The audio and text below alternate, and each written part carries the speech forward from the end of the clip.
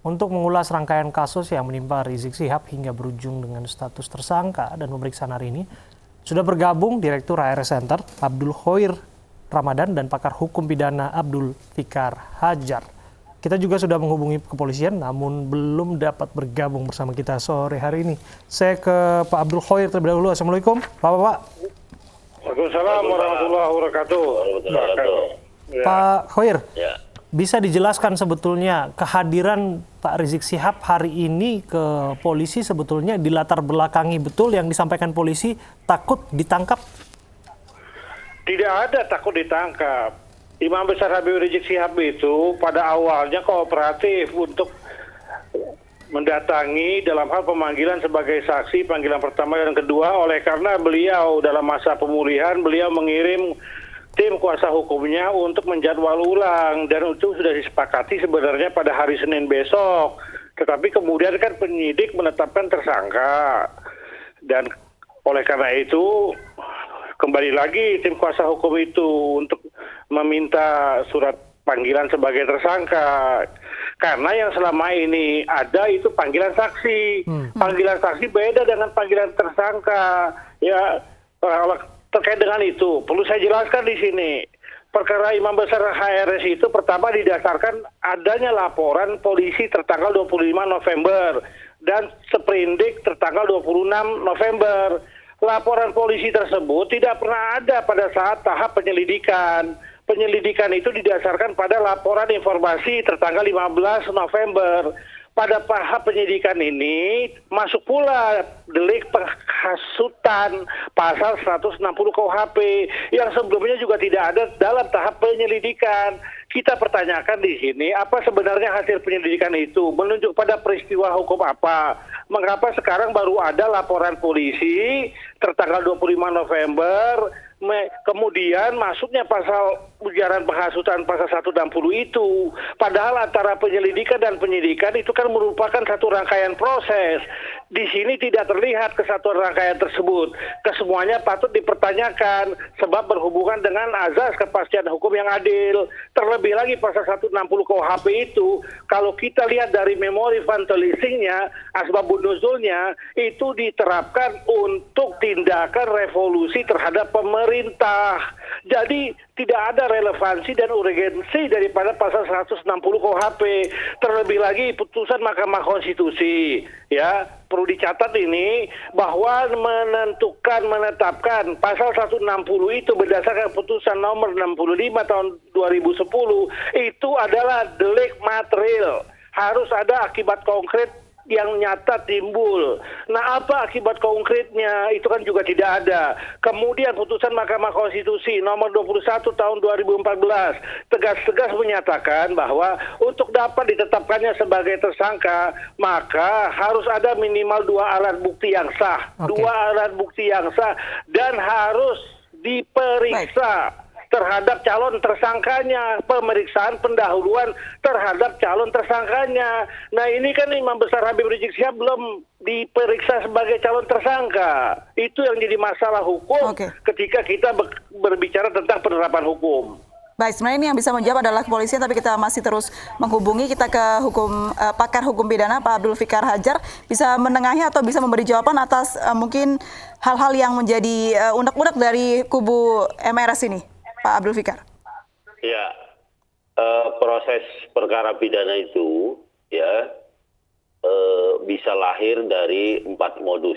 Ya, modus pertama pengaduan kalau delik aduan, laporan kalau delik biasa, kemudian tertangkap tangan atau pengembangan dari informasi. Ya, artinya satu perkara itu bisa berkembang lagi.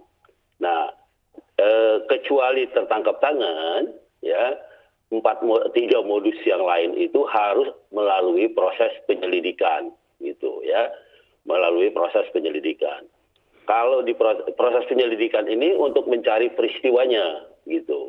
Nah, ketika proses penyelidikan itu peristiwanya peristiwa apa, maka baru ditingkatkan ke penyidikan, gitu. Ya, jadi Pak Fikar, harus ada kejelasan ketika di penyelidikan itu peristiwa apa, Ya, Gitu. sederhananya menurut Anda bisa tidak dijelaskan penetapan tersangka terhadap Rizik Syihab terlalu cepatkah sampai juga ada ultimatum dari polisi akan tangkap dan jemput paksa jika tidak hadir dalam panggilan? Ya, itu yang saya bilang. Ketika di penyelidikan itu peristiwanya yang mana, ya. Baru kemudian umpamanya penyelidikan itu dulu soal prokes ya, soal soal kerumunan di tengah pandemi. Soal kerumunan kemudian ditingkatkan menjadi penyidikan. Nah, di penyidikan itu kan mencari alat bukti, tindak pidananya menjadi terang, baru menemukan tersangkanya. Nah, jadi ada proses mencari alat bukti dulu. Nah, kalau dalam prokes itu mencari alat bukti, ya, memeriksa saksi, memeriksa ahli, ada bukti surat kalau ada surat. Ya. Nah, kalau pemeriksaan kan sudah dilakukan sebelumnya, gubernur juga sudah diperiksa dan perangkat lainnya juga sudah diperiksa, sampai pada akhirnya Dirkrimum menentukan kasusnya sudah naik ke tingkat penyidikan begitu. Dan kemudian tahapannya dilanjutkan dengan menetapkan Rizik Syihab sebagai tersangka setelah 2 kali mangkir dari panggilan. Menurut Anda seperti apa jalur ini? Iya, kalau sudah masuk ke penyidikan, ya, kalau sudah masuk ke penyidikan, maka dicari alat bukti ke semua keterangan saksi, semua pihak yang mengetahui, mendengar dan melihat peristiwa itu.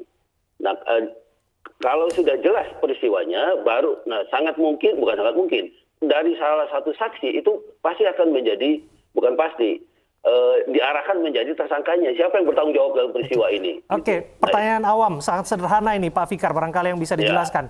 Apakah Rizik Syihab harus hadir dalam panggilan sebagai saksi ataupun tersangka terlebih dahulu sebelum statusnya ditetapkan sebagai tersangka oleh polisi? Ya. Itu bedanya penyelidikan dengan penyidikan. Kalau penyelidikan itu undangan, ya boleh hadir, boleh enggak, klarifikasi namanya. Itu boleh, namanya undangan, tidak punya konsekuensi yuridis. Tetapi kalau penyidikan, dia punya konsekuensi yuridis. Karena itu kemudian disebut sebagai panggilan. Nah, panggilan itu 1 kali tidak datang, 2 kali tidak datang, 3 kali itu dijemput, gitu, dipanggil. Meskipun sudah mengirimkan perwakilan pengacaranya begitu ya Pak Fikar ya? Nah, kalau tidak ada pemberitahuan secara resmi itu bisa ke panggilan paksa. Tapi kalau sudah ada informasi dari apa yang dipanggil bahwa umpamanya dia sakit atau dia di luar kota sedang menjalankan tugas, nah maka itu dihitung hilang gitu panggilan itu, maka dipanggil lagi kapan gitu sesuai dengan kesediaannya gitu. Baik, kami kembali ke Pak Abdul Khoir. Seperti apa Pak Khoir tanggapan Anda? Ya, pada prinsipnya begini, dari awal HRS Center melakukan kajian bahwa tidak ada yang namanya delik pidana dalam protokol kesehatan yang diistilahkan dengan kerumunan. Tidak terdapat dalam Undang-Undang Kekarantinaan Kesehatan, tidak ada pengaturan juga dalam Undang-Undang tentang wabah penyakit menular. Ya, ini perlu saya jelaskan. Protokol kesehatan itu diatur melalui peraturan Menteri Kesehatan dan keputusan Menteri Kesehatan. Pada prinsipnya, pada azasnya menurut konstitusi pasal 28J ayat 2 itu jelas menentukan pembatasan terhadap hak asasi manusia, terutama dan terkait dengan adanya norma hukum ya berupa ancaman pidana, itu harus diatur dengan undang-undang, tidak boleh diatur dalam peraturan perundang-undangan di bawah undang-undang. Demikian pula yang disebutkan dalam pasal 22 Undang-Undang Hak Asasi Manusia. Oleh karena itu, apa dasar hukum dari penerapan protokol kesehatan yang dalam hal ini menjadi dalil pasal-pasal tertentu terhadap Imam Besar Habib Rizik Syihab. Tidak ada predikat crime, tidak ada tindak pidana asalnya. Oleh karena itu, di mana letak relevansi penghasutan ini, pasal 160 KUHP itu ketika tidak ada tindak pidana asalnya. Karena pasal 160 itu, dia delik berpasangan, tidak tunggal, menuju kepada perbuatan lain. Misalkan adanya kerusakan, adanya penghancuran terhadap tempat-tempat tertentu atau fasilitas tertentu, adanya suatu tindakan katakan kerusuhan ya yang menyerang pemerintah sesuai dengan asbabun nuzul, memory fund releasing daripada pasal 160 itu. Ini tidak ada Pak Hoir, bisa didalami soal itu Pak Hoir. Jadi soal kerumunan yang ditimbulkan akibat acara yang digawangi oleh Pak Rizik Sihab ini, itu tidak akibat yang bisa menimbulkan pidana dalam pasal ini sebetulnya? Ya tidak pidana protokol kesehatan dalam kedua undang-undang yang saya sebutkan tadi. Tidak ada. Itu diatur melalui peraturan Menteri Kesehatan dan keputusan Menteri Kesehatan. Kedua peraturan ini tidak boleh mengandung norma hukum pidana. Norma hukum pidana itu harus diatur oleh undang-undang ya. Baik. Kemudian selain itu apa akibat konkret yang terjadi dari acara kerumunan itu? Di mana-mana banyak kerumunan. 2 pilkada ya, di dalamnya ada menantu presiden. Di Medan 14 kali kerumunan. Kemudian putra presiden Jokowi ya, itu Gibran di Solo kerumunan juga. Maulid juga banyak kerumunan. Kenapa yang disasar ini hanya Habib Rizik dan kawan-kawan yang notabene pengurus FPI? Tapi sampai ini di sana, tapi sampai di sana Anda sepakat bahwa kerumunan yang dimaksud melanggar undang-undang kekarantinaan kesehatan tidak? Tidak, saya tidak sepakat. Tidak ada dalam Undang-Undang Nomor 6 2018 tentang kekarantinaan kesehatan yang mengatur delik PSBB maupun kerumunan. Tidak ada. Tidak ada disebut secara efrensis verbis. Menjalankan hukum tidak boleh dengan penafsiran dengan analogi. Ya, karena undang-undang selalu memberikan batasan. Itu yang diatur dalam undang-undang.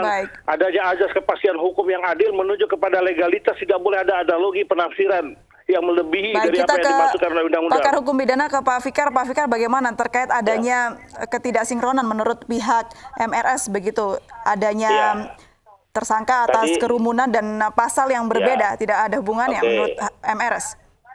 Oke, tadi kan saya ditanya dalam konteks hukum acaranya. Nah sekarang kalau ngomong soal apa tuduhannya, apa sangkaannya, saya sependapat bahwa sekarang ini kita bukan karantina wilayah. Sekarang ini yang ditetapkan adalah PSBB.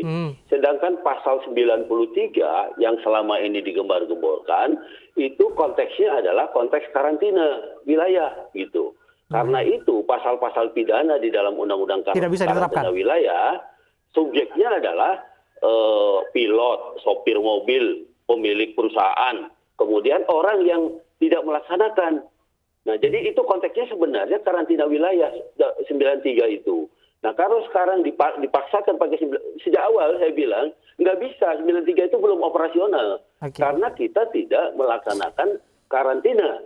Yang kita laksanakan adalah PSBB. PSBB itu tidak ada sanksinya. Nah, sanksi itu kemudian dilaksanakan oleh peraturan gubernur. Jadi diatur oleh gubernur. Bagaimana kalau ada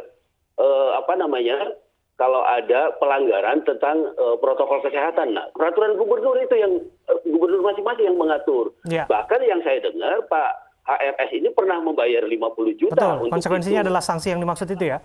Betul. Nah, kalau sekarang itu lagi yang dipersoalkan, saya juga bilang di beberapa kesempatan, itu nebis in idem. Karena peristiwa itu sudah pernah ada hukumannya, yaitu 50 juta gitu.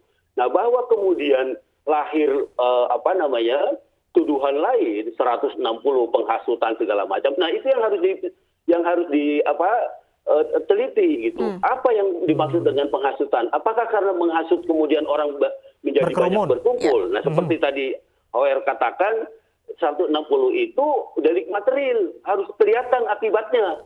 Jadi dia baru menjadi delik kalau ada akibatnya. Artinya polisi harus bisa membuktikan akibat dari kerumunan tersebut terhadap masalah-masalah kegentingan begitu ya, masalah-masalah yang berdampak begitu. Saya bilang, di beberapa media saya bilang kalau orang satu Petamburan itu kena COVID, itu terbukti itu mengundang orang kemudian orang kena COVID semua.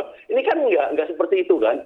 Nah makanya saya bilang ini 160 pun juga meragukan gitu. Peristiwa yang mana yang dimaksudkan dengan 160? Itu satu. Yang kedua saya juga sepakat ya, tiba-tiba muncul 160 itu kalau dikaitkan dengan tindak pidana lain itu tidak pasti gitu, tidak sah gitu ya. Tapi kalau dikaitkan dengan itu konteksnya adalah 93 mengumpulkan orang, ya apa akibatnya mengumpulkan orang? Menimbulkan kedaruratan kan. Nah, kedaruratan itu apa? Nah, salah satunya adalah umpamanya itu tadi, ada penyebaran COVID di Petamburan yang masif gitu. Nah, itu yang harus dibuktikan. Kalau nggak ada ya nggak konteks gitu. 160 itu tidak konteks gitu dengan 93 itu. Baik, kita kembali ke Pak Abdul Khoir, bagaimana langkah hukum selanjutnya akan ditempuh oleh pihak MRS? Ya, kita lihat apa hasil daripada proses hari ini, dan semuanya itu terkulang kepada Imam Besar Habib Rizik dan pengacaranya. Kapasitas saya hanya sebagai ahli hukum pidana, dan dalam kepentingan ini saya harus menyampaikan bahwa tadi juga ditegaskan oleh Pak Akhir bahwa Pasal 93 itu adalah menunjuk kepada pasal 9, berlaku di situ untuk karantina wilayah. Pemerintah berdasarkan PP 21 tahun 2000 itu tentang PSBB, dan Presiden Jokowi telah mendeklarasikan status kedaruratan kesehatan masyarakat ya melalui Kepres nomor 11 tahun 2020 selain status bencana nasional. Berarti status kedaruratan kesehatan masyarakat itu sudah terjadi, bukan lagi potensi. Nah, di sini apa relevansinya dikaitkan dengan adanya kedaruratan kesehatan masyarakat? Bukankah Presiden sudah mengumumkan itu? Dan penting untuk dilihat di sini hukum kausalitas itu menyebutkan adanya perbuatan dengan akibat itu terjadi dalam hubungan kausalitas. Bagaimana merekonstruksi hubungan itu sepanjang tidak ada akibat konkret sebagaimana dimaksudkan. Jadi pasal 160 ini mengada-ngada saja bagi saya. Ini adalah satu alasan bagi pihak penyidik untuk menahan Imam Besar Habib Rizik karena 160 itu ancaman hukumnya 6 tahun sehingga menjadi dasar alibi alasan untuk menahan. Itu saja kalau menurut saya sih. Baik, kita tunggu bagaimana episode dalam kasus yang menjerat MRS ini. Semoga menemui jalan tengahnya, tentunya tidak ada yang dirugikan dan bisa menemukan hukum seadil-adilnya. Terima kasih Pak Abdul Khoir dan juga Abdul Fikar Hajar sudah bergabung dan berbincang bersama kami di Anu Sore.